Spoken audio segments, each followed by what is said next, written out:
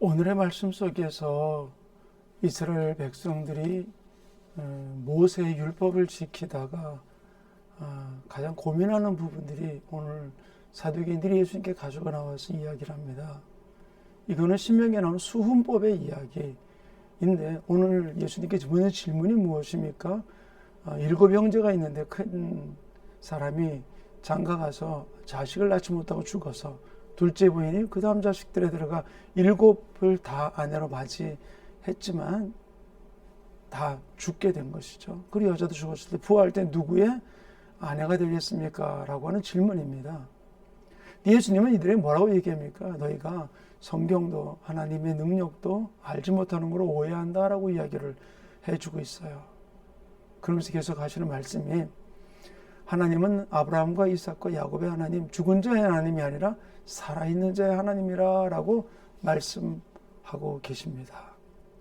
우리가 이 땅을 살아가면서 하나님의 말씀을 오해하게 되니까 이루어진 일이 바로 무엇입니까? 하나님의 능력도 또 하나님의 은혜도 하나님의 말씀도 우리가 무시하게 되는 거죠. 예수의 보혈도 무시하게 되는 것이죠. 그러나 하나님의 능력, 말씀을 오해하지 않았던 사람들의 삶을 통해서 이루어진 일은 고린도 교회에다가 바울이 이렇게 이야기합니다. 고린도서 6장 9절에 무명한 자 같으나 유명한 자요, 죽은 자 같으나 보라 우리가 살았고 징계받은 자 같으나 죽음을 당하지 아니하고, 그 10절에서는 우리가 아무것도 없는 자 같으나 모든 것을 가진 자다.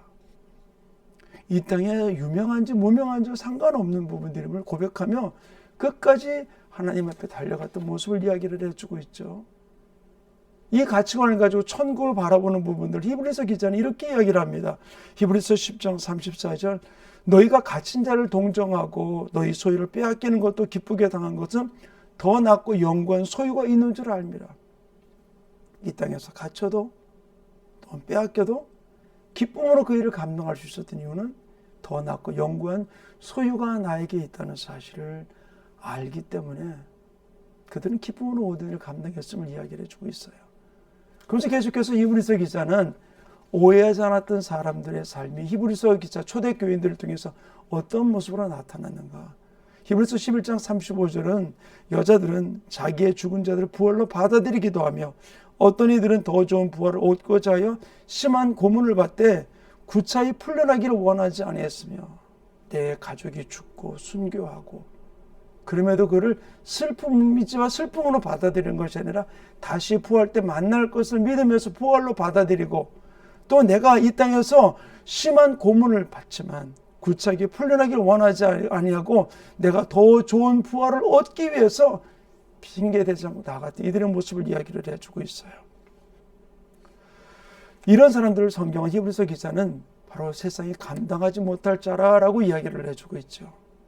사랑하는 성도님, 우리가 하나님의 나라를 또 성경을 또 성령을 오해하지 마시기를 간절히 축원합니다. 우리가 오해하면 생기는 일이 바로 무엇입니까? 그 다음에 생기는 게 이유가 많아져요. 오해하니까 핑계거리가 생겨요. 이런 핑계 저런 핑계를 댑니다. 그리고 원망이 생기고 불평이 생겨요. 그러나 바울은 이렇게 우리가 오해하지 않는 자애가 이런 고백을 함을 이야기를 해주고 있어요. 고린도서 1장 20절에 하나님은 하나님의 약속 얼마든지 그리스도 안에서 예가 되니 그런즉 그로 말미암아 우리가 아멘하여 하나님께 영광을 돌리게 되느니라. 오해하지 않으니까 하나님의 말씀 앞에 성경 앞에 아멘 예 하고 나갔던 부분들을 이야기를 해주고 있죠. 우리 모든 성도들이 하나님 말씀 오해하지 말고 성령을 오해하지 말고 우리가 그 말씀 앞에 감동 앞에 예 아멘하여 영광 돌리는 축복의 주인공들이 되시기를 간절히 축원합니다.